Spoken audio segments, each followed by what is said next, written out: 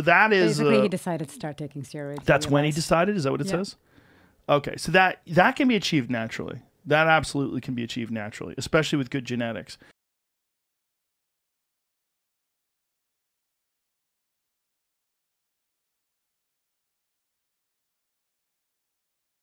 What's up guys, Derek, moreplates.com. Today we are going to be reacting to Inside the Steroid Use in Bodybuilding on the Joe Rogan podcast. So, this is a video about something. I haven't even watched it yet. So the title of my video will be determined by whatever I am about to react to and watch. So I have no idea what I'm in for, but assuming they're going to be talking about bodybuilding competitions, how rampant steroid use is, let's see what goes on here. Joe Rogan experience. But there's some sports, like, let's look at powerlifting. Yes. Or let's look at bodybuilding. Or Bodybuilding's the best one. Yeah. Doesn't exist. It doesn't exist. What do you mean? Testing bodybuilding doesn't exist. Oh, right. It doesn't exist if with it weren't for steroids. steroids exists. Yeah. Regular bodybuilding, like I had a friend, my friend Brian, who lived in Boston, was a natural bodybuilder, and he was very dedicated, and he was like legitimate natural bodybuilder. He worked out very hard. He ate very clean, and he was like super dedicated. And you would swear he was on steroids. He was big. I mean, like big giant arms, like really thick guy, but just really dedicated. He is nothing like those giants that you see at the gym that are on steroids. Yeah, so like in general, the difference between a natural bodybuilding competition and a enhanced one, it's like night and day different, obviously, but yeah, I can totally see where he's coming from. There are people that walk around, like if you go to like a Gold's Gym in Venice in the heyday when all the elite bodybuilders would go there, they don't even look like humans. They look like walls with feet. I saw it. I went to a bodybuilding competition in Vegas for the show where we were following this kid who was mostly not doing steroids at this time. And like your friend, he was trying to see if he could make it into this competition without the heavy use of, or heavily using steroids and other PEDs. And he went on stage and you could see the difference between him and the other guys. I mean, everybody else there was heavily using PEDs. Yeah. And then you'd see him. We actually followed him. We were with this guy called Tony Huge, who calls himself Tony Huge. Have you heard of this guy? No, that's fucking crazy. Tony Huge. So let's see what they're going to say about him. No, he's pretty incredible. He has a huge following, Yeah. And he calls himself Dr. Tony Huge, even though he's not a doctor, but he is a lawyer. If anyone is interested in, he's basically a spokesperson for steroids. He's... people who are bodybuilders. He's also a bodybuilder himself and goes to gyms and competitions. And he was with this kid, and kids adore him. I mean, we spoke to teenagers who look up to Tony Huge and want to do everything he does, which is mostly PEDs. And this kid he went to Vegas to help this kid out. And in the middle of this kid? He was like 19, I believe. His name's Sam. It is. Florida. Sam, I actually remember this. Like I've followed Tony pretty closely over the years, and I actually remember this guy. This is Ryan Russo has interviewed him a handful of times. Let me just cut to. I'll go find some of the videos and I'll cut to it and then show you who I'm talking about. Okay, so this is the guy Zach Bastian, the Retro Goods, and I actually remember this guy because he was one of the first guys who was testing out the injectable SARMs. This is like even before I did my injectable LGD experiment. He was like one of the first up guys to really test the waters. And this is what he looks like. He has pretty decent structure. And he used to be pretty into the bodybuilding lifestyle. Here he is with Tony Huge. So I guess this must have been where he came and helped him and did this, documented that whatever they were doing. So this is the video that I watched of Russo. If you don't know Russo, by the way, he's a Gorilla Mind athlete and friend of mine. So he has some very good videos on pharmacology as well and whatnot. And this was October of last year. They talked about injectable SARMs and basically detailed his experience using the compounds he was using to prepare for the competition. I don't know if this is the same competition that she's referring to, because this was SARMs only. There was no steroids involved as far as I know. Here, I think they were talking about steroids versus SARMs. So this was like a video done like a week after the first one. I don't know if this competition they're talking about, this guy actually used any steroids. I think he was on SARMs the whole time, unless, I don't know, maybe I'm wrong. Florida. Super nice kid, met his mom, all of it. But had tried steroids, had sort of a bad experience with steroids, decided he was going to try and do it with other things, but not steroids, not testosterone itself. Okay, so he used to be on gear. This is consistent with what I remember Ryan told me, was he used gear, and then he basically wanted to see if he could do the competition on SARMs only. And then this is where Tony sort of, intervened with the injectable SARMs protocol, I believe. Maybe I'm wrong. Maybe it was just oral SARMs. I'm not really sure for certain, but it definitely was. It was supposed to be no gear involved. But other substances. Tony Huge was helping him out. He gets there day of the competition. He goes on stage, and again, he looks like the others around him who have been doing steroids look so much stronger than him.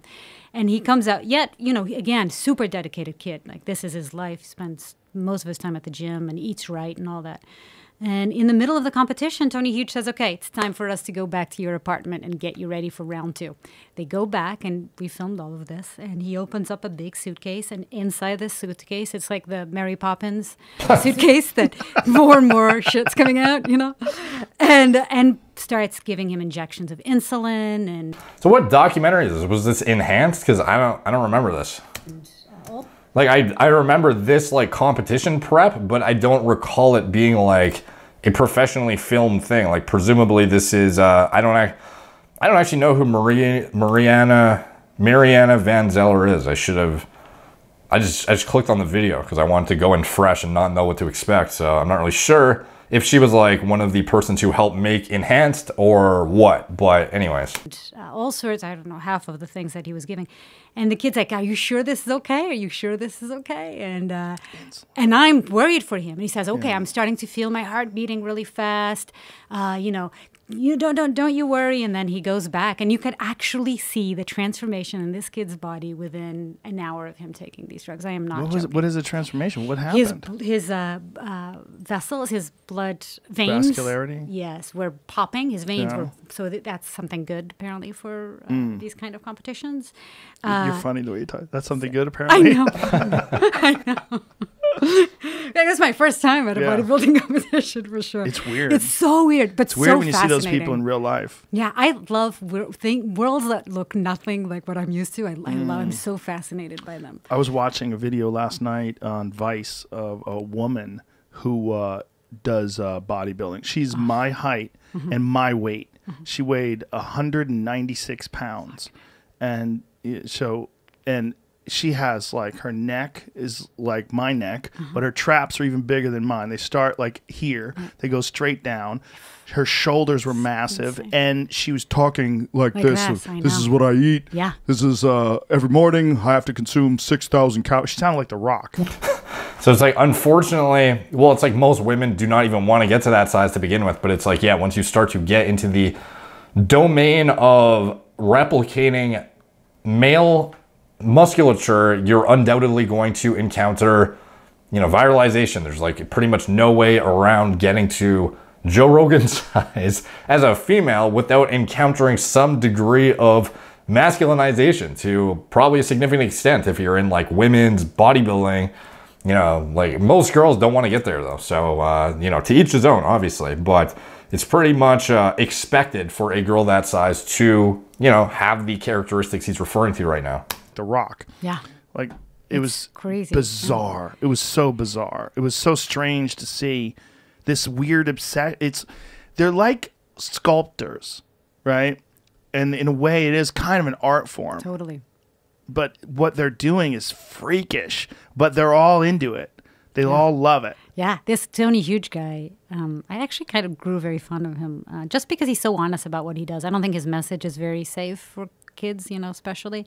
And, taking steroids, the side effects, and you have to be careful. But yet, him saying, I am basically a human experiment on myself, and I'm trying all of these things. And is there videos of him? Can we see what? Yeah, it sounds pretty accurate. Like, I can't, he comes across as very, I don't know, like he's very, very likable. He has a great personality, and that's basically his thing. He basically just says, I'm a walking experiment, and everything he does is for the sake of research and experimentation. He's very transparent with kind of like how he comes across. So interesting to see her like get the exact same perception in whatever time frame they were there. Can we see what he looks like? This Tony Huge, bro. Great. Does he look ridiculous? Oh, he's gonna love this. Oh, Tony. Oh no, he actually doesn't look ridiculous. He's Tony Huge. Well, there's a guy who died recently who was famous for looking ridiculous. His name was Rich Piana. Do you know who that is? Yeah, I remember when I was doing research for this story. Yeah. I was hearing about that. They don't exactly know if steroids killed him, but it's like, you know, if you see a body and then there's a gun right next to the body, like, and the body has a bullet hole. Oh, he's pretty. Yeah, so, you know, with Rich Piana, it's kind of like, you know, walking around at that massive body weight, using the compounds he did, for the duration of exposure he did, it's like, you know, it's hard to blame anything else. You know, obviously there might have been rec drugs involved, there might have been this, there might have been that, but it's all compounding on one another. And I think at the end of the day, body weight is the #1 risk factor, as well as blood pressure and, you know, very basic parameters. But, you know, obviously the gear is like what gets you to that point where you're imposing that risk upon yourself. And maybe it's not directly responsible, but it's literally the thing that gets you to the point where you then expose yourself to these risk factors. So, and yeah, it directly has, you know, toxicity on multiple organs in the body. It causes a bunch of, you know, I've done deep dives into kind of how to, you know, assess, or I guess, you know, reel in and kind of have a clear view of what your risk profile is, and kind of at least attenuate the damage, and ideally just avoid super physiological dosage use entirely if you can. I've talked about that in great detail before, so just check out my health and hormones playlist or whatever. But yeah, like with Rich Piana, it's kind of hard to argue against that. There was some involvement, obviously. Oh, he's pretty big. Yeah, he's big. Yeah, but he's tiny compared to Rich Piana. No, yeah. Yeah. Oh, he looks very good. Yeah. See, he doesn't look preposterous. He looks like a very big, strong guy. Like right there with the shirt off picture. Still, I think there's a picture of him when he was like peak natty, actually. Still, he looks great. Like that is a guy who's in very good shape. Yeah, Dr. Tony So he says, Huge. okay, this is, I used to be handsome. This is maybe 67 years ago when I was 31 or 32. I was still a full-time lawyer, wearing a suit, going to court, meeting clients, da-da-da. So yeah, so that is... Basically, he decided to start taking steroids. That's when he decided? Is that what it says? Okay, so that can be achieved naturally. That absolutely can be achieved naturally, especially with good genetics. It's funny seeing Joe Rogan even do the natty or nots now. He's just like, he's looking at his physique and it's like, is that achievable naturally? Like, I think that can be achieved naturally with good genetics and good diet and training, blah, blah, blah. But this cannot be achieved naturally. And that's one of the things that I had. Do you know who Ronnie Coleman is? No. Ronnie Coleman's, if there's a Mount Rushmore of bodybuilding, he's on it, 100%. It's like Arnold, Franco Columbu, Lee Haney. I mean, how many? Showing Ronnie Coleman images. You know, squatting spectacular amounts of weight. Sir, don't squeeze my head like a zit. Was very honest about it. He's like, I couldn't compete. I was tired of getting my butt kicked. Right. And then he started taking it. So in the UFC, it's not allowed now? No. A lot of people get busted. They get busted for trace amounts that are in supplements. Yeah, so anyways, that was an interesting video. I wasn't expecting a tangent for like half the video on Tony Huge, but that's crazy. Small world, dude. So anyways, let me know what you guys think in the comments down below. That would be interesting conversation, seeing Tony Huge on Joe Rogan. I would like to see Tony bring more focus towards the health side though, as well. Like he often, you know, it's very fun and easy to talk about the performance enhancement side of things, but you know, I think especially as he gets closer to, I think he's closing in on his 40s or at least mid 30s. I think it would be very good to, you know, skew the conversation a bit more in the direction of proactive, you know, health practices, you know, preventative measures, you know, assessing your risk based on your exposure, you know, minimizing your risk, how to go about using echocardiography and imaging in order to check the, you know, status of your heart, kidneys, liver, you know, the kind of stresses that can be imposed by what you're using, what kind of routine blood work you should be assessing. Like he has like access to like laboratory you know, equipment and whatnot, I think it would be justified to do a video like breaking down what kind of blood work you should be looking at, you know, but more in depth, like actually looking at, you know, like fMRI results, stuff like that, that are not stuff that most people cannot afford and or are not going to talk about because it's so obscure and people just don't really know about it. How to, you know, manage your blood pressure and, you know, be safe, you know, very obvious things, how to keep your resting heart rate at a reasonable rate. You know, stuff like this that is not touched on more often enough, and rather it's just like, you know, what's the most exotic and like newest compound we can discuss, or like what is the new like practice, you know, that can be deployed to replicate some, you know, crazy fucking, you know, muscle growth in 15 days, that kind of thing. I don't know. I'm not really sure where his primary place of publishing content is because he's been centered quite in many different places at this point. So, but it would be cool to see him, you know, come back to the limelight, but a bit more in like a hybrid approach of like a health context too. So, you know, I think he has a very, very likable persona that would be a good spokesperson for that kind of thing if he were to present it in a favorable way. So anyways, let me know what you guys think in the comments down below. Interesting discussion, and interesting that this is one of the clips that was featured. I don't really know if they're breaking down episodes into just a handful of clips now per episode or whatever on YouTube, but like of all the clips from that Mariana Van Zeller episode, you know, one of them was the inside the steroid use one. So anyways, interesting shit. So anyways, let me know what you guys think. Comments down below. I think I said that like 3 times now. Like, subscribe, check out my blog, moreplates.com, follow me on Instagram, and moreplates_more_dates, Facebook, Snapchat, Instagram, Twitter, TikTok, Apple Podcasts. If you want to support the channel, you can check out anything I'm associated with in the video description below. My TRT clinic, Gorilla Mind, nootropic formulas, Gorilla Mode, pre-workout formulas I designed myself from scratch.